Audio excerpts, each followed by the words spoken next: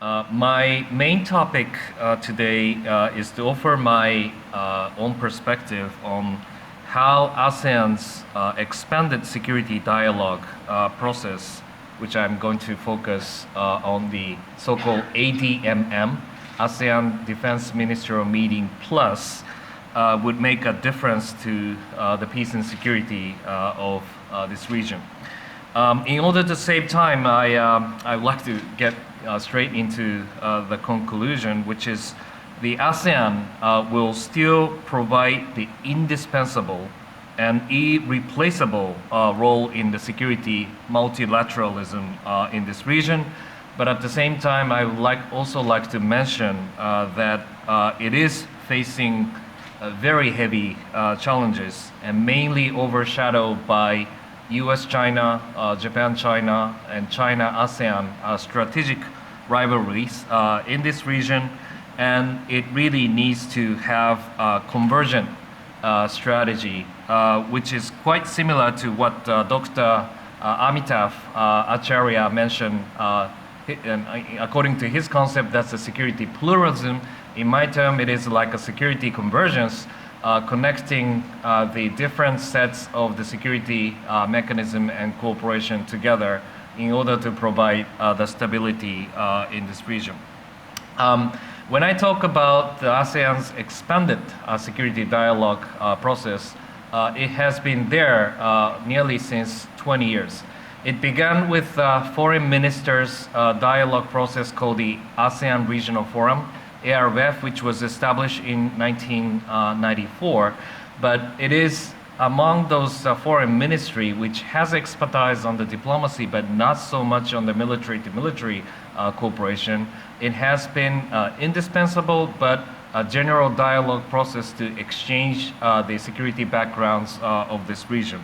It has come up with a sea change in the early 2000s when the British think tank called the IISS has tried to establish the defense ministers' official exchange process through the conference called the Shangri-La Dialogue, and I believe that some of you have been regular participants to this conference in Singapore, but it actually engaged the regional defense ministers to get together for offering their own views, and also as a sideline they actually offer the venue for the defense dialogues with each other.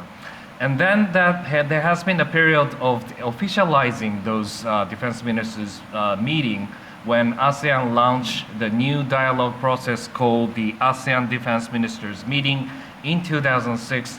And what is more significant is that this dialogue process has been expanded to incorporate non-ASEAN 8 members to be part of the dialogue process since 2010. And it was originally formed as the meeting to be held once in 3 years, but it has now been more intensive since in 2013 ADMM Plus meeting they have decided to have a meeting once in 2 years. So this is kind of plural processes.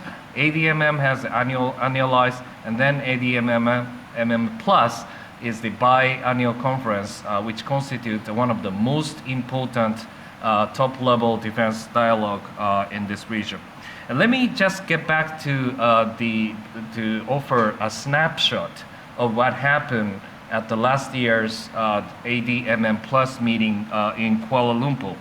As it was widely recognized, there have been a harsh kind of strategic rivalry and confrontation between China, Southeast Asian nations, United States, and also Japan over the issue of South China Sea.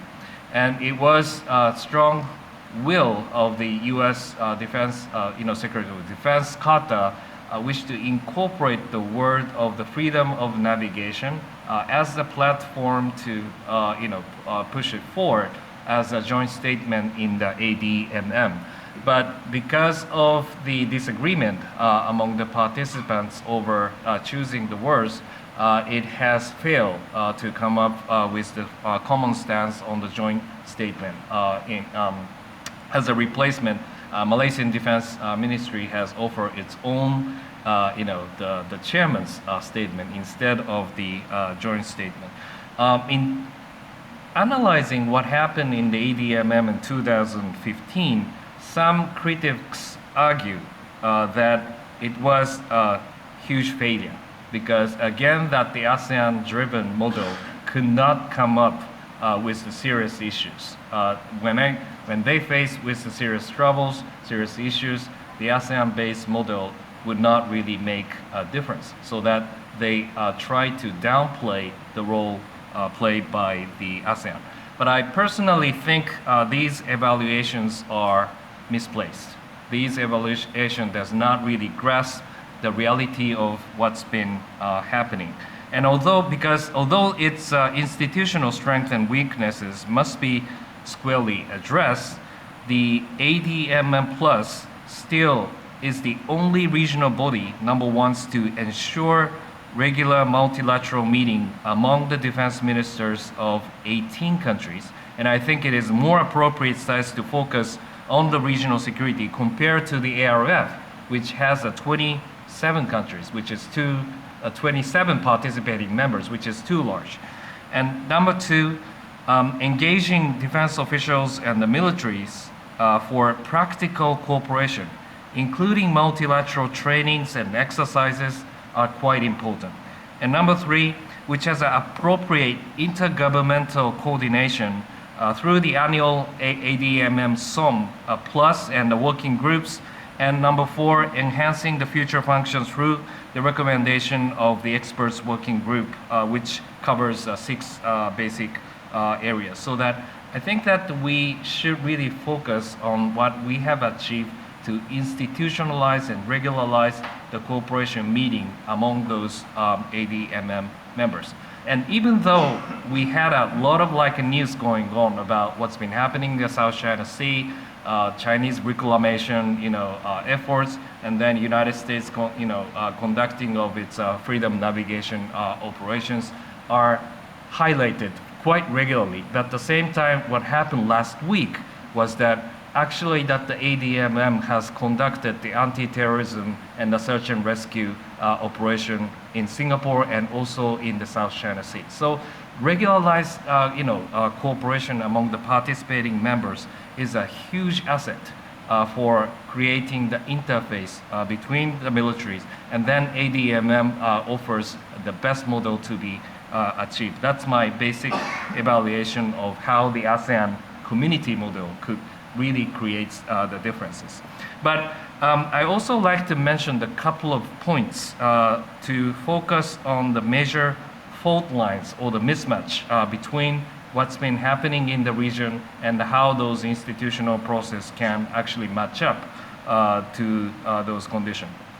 Number one, I really like to emphasize that there has been a mismatch on the common position for the ADMM, because ADMM Plus is unable to reach the consensus beyond the modest common denominator among the participants, so that when the zero-sum issues were discussed on the table, ADMM Plus would not create the power to transform or coordinate into the plus-sum game, but would prefer to avoid confronting on such issues, which was clearly demonstrated in last year's ADMM.